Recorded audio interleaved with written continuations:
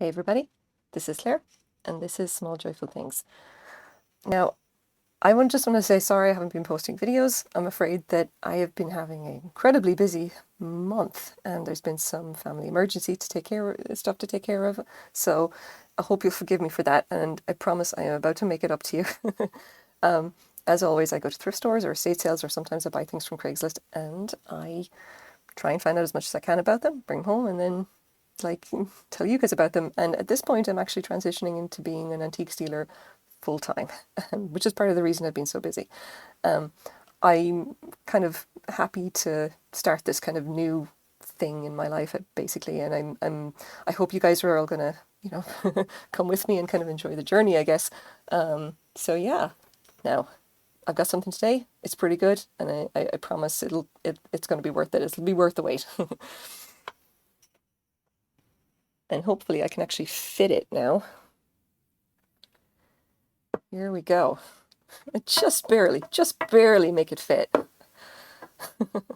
Okay, so what we have here is a swung glass vase. Now, it is in perfect condition, okay? I've been so careful with it, and cleaning this was terrifying, I will have you know.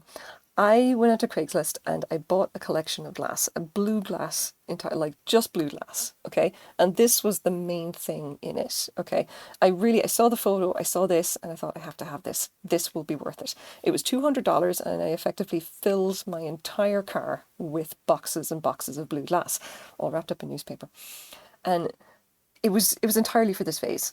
All right, I will definitely do more videos on the rest of what I'm calling the blue collection, but this right here, guys, this is where the money was going to be. $200, and I spent it on I just wanted this. I knew that it would be worth it if I just got this. Now, so what exactly do we have? Swung glass, all right? If you've never seen it, it's like they grab this, and this is molded. This part here is molded. They grab this effectively on the punch or whatever, and then they lift it up and start to swing it back and forth, and they let the glass extend, and it takes whatever form it is out here. So it's this weird combination of kind of molded pressed glass here and hand blown here. Lovely style, is a lovely technique, and it's also super popular right now. Like mid-century swung glass vases are definitely the in thing, and people are looking to, like, they get them in all different colors and they line them up and make this lovely rainbow. And or people will actually obviously collect a particular one. A lot of people collect like the Ellie Smith bittersweet orange swung glass vases. They have a certain style to them, and they just happen to like that.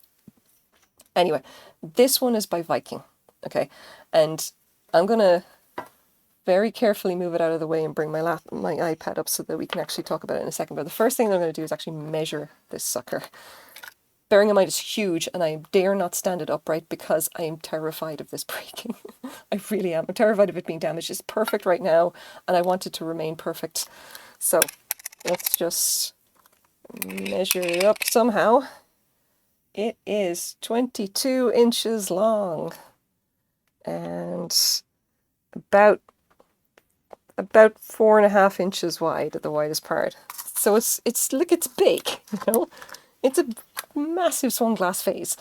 I have no idea how to ship it. I have shipped one other vase of a little bit bigger than this, and that, by the way, was terrifying, and it cost like almost $200 to ship just the vase. So, like I said, I've had a busy month. Now, let's talk about this one. Okay. Now, as luck would have it, I actually got the Viking catalogs. Okay.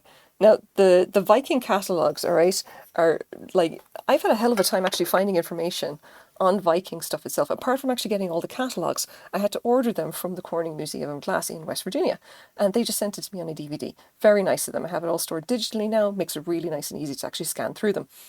I still am missing a lot of information on Viking because the definitive book on Viking, Dean Six's history, Viking 1944 to 1980, or whenever it is, that book, if you see it, I want you to buy it and then tell me about it, because I cannot find a copy for under $500 anywhere on the internet, and it is out of print. And I even took the trouble of emailing Schiffer, the publishing company, to ask them, is it possible for me to order a copy from you? Please, please, please. And they said, no, sorry, it's out of print. I don't even know what to make of that. It's annoying. Anyway, going with the information that we have, This is a page I quickly screenshotted out of the catalogs that I now stored on my computer.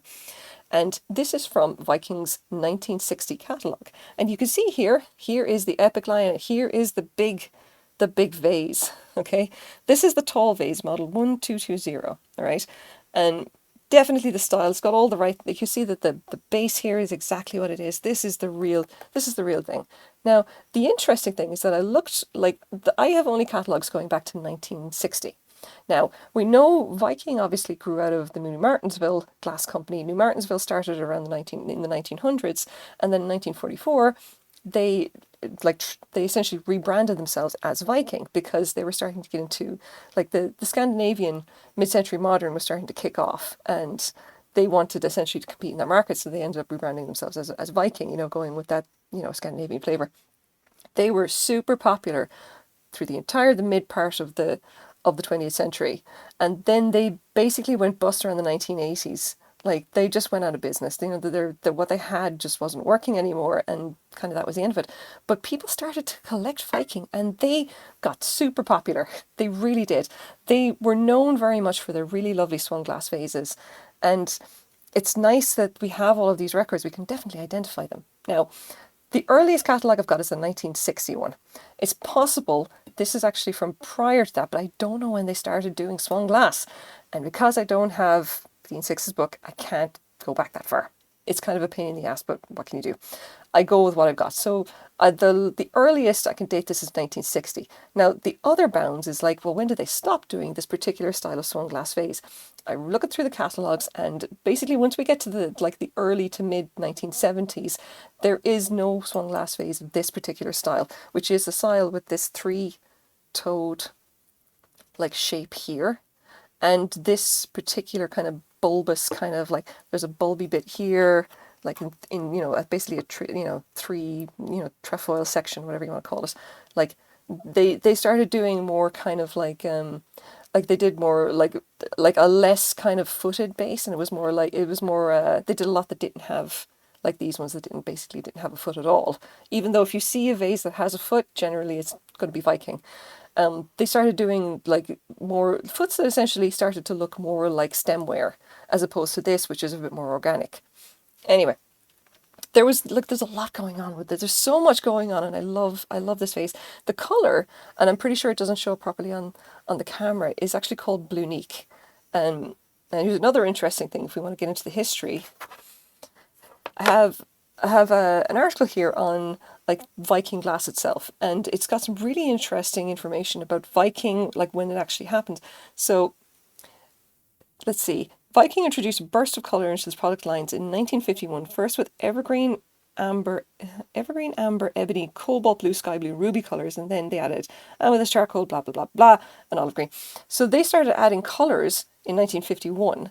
New colours continued to be added in the 1960s, but by 1964 the company reduced the number of colour choices from over 30 to amberine, avocado green, Bluenique, and then crystal, blah, blah, blah.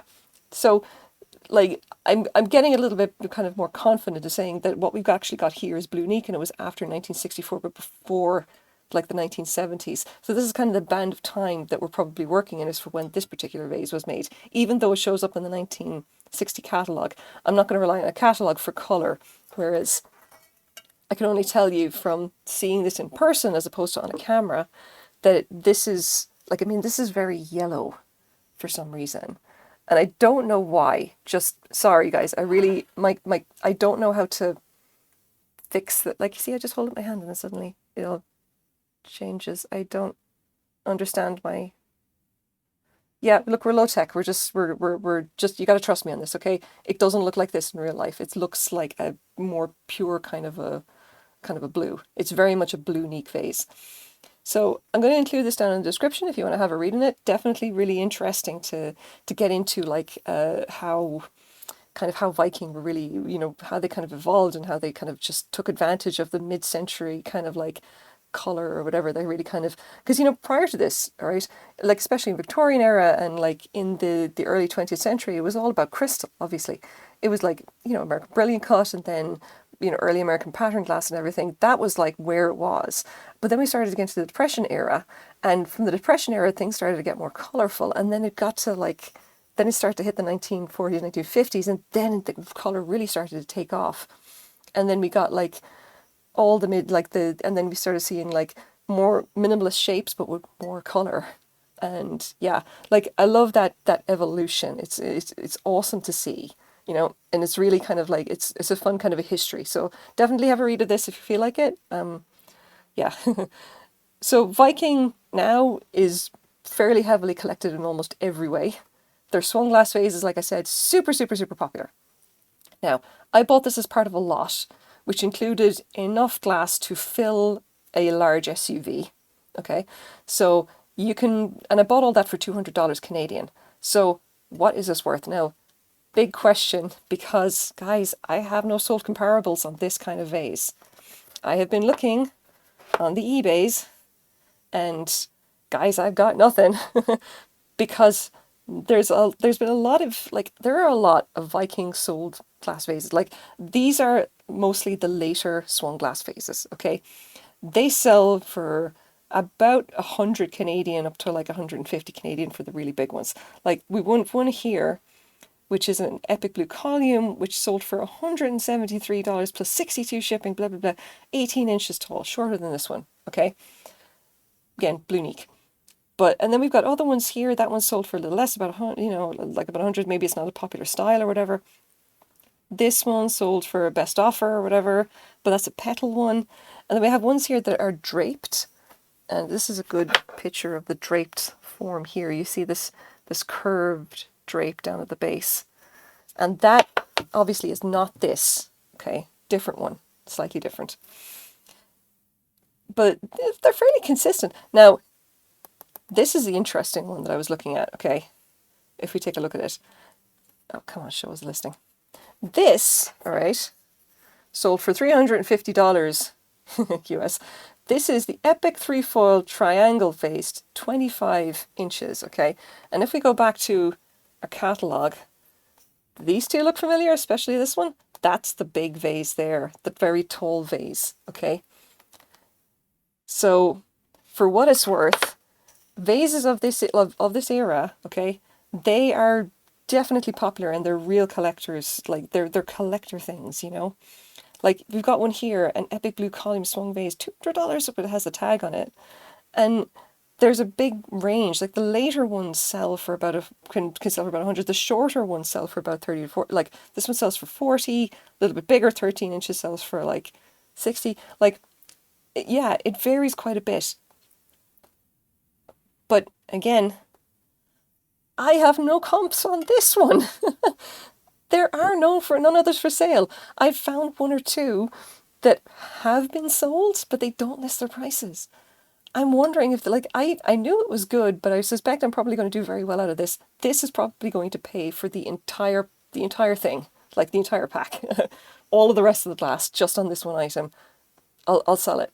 So we're just going to have to see. I don't want to give you a price as what it's actually worth. I will report back at some point if I'm on Instagram or something. I'll let you guys know what I actually sold it for. Yeah, kind of nuts when you think about it. Anyway, I don't want to say that this is small because it kind of isn't, but it is still a very joyful thing. And I'm sure it's going to go to a collector who's going to really love it, considering it's in such nice condition. It was from the 1960s, and that's obviously like almost 60 years ago. Holy crap, time flies. Anyway, this is my small joyful thing for the day. I hope you guys like it as well. Please take a look at my eBay, take a look at my Etsy shop in the description if you want to take a look at some other stuff I've got up for sale right now. I'm on Instagram as well as small.joyful.things, and I've actually got a website now, which is smalljoyfulthings.com, where I will be listing a lot of my finds and a lot of I have my archive there of all the things that I found, and I'm trying to put all of that information up there as well, including like the things I've done videos on and the links and everything, just to have a record there, you know, that obviously that's like on my own website as opposed to being on YouTube. But anyway, thank you very much for watching. I hope you guys like this a lot. Bye bye.